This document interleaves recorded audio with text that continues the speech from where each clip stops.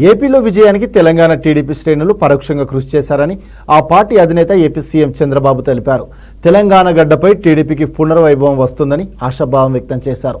AP Telangana తనకు రెండు కళ్ళు అని వ్యాఖ్యానించారు.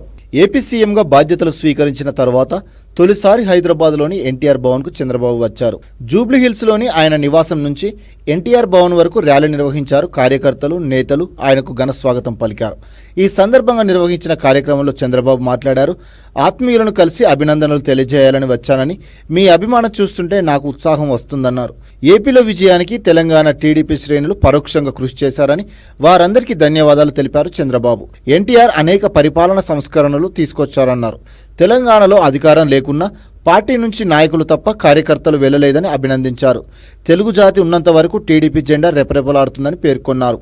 సంక్షోభాన్ని అవకాశంగా మలుచుకొని మళ్లీ అధికారంలోకి వచ్చామని, నన్ను జైల్లో పెట్టినప్పుడు టీడీపీ శ్రేణులు చూపించిన చొరవ మరవలేనన్నారు. నా అరెస్టుకు వ్యతిరేకంగా గచ్చిబౌలిలో నిర్వహించిన సభను నేను మర్చిపోలేనని చంద్రబాబు అన్నారు.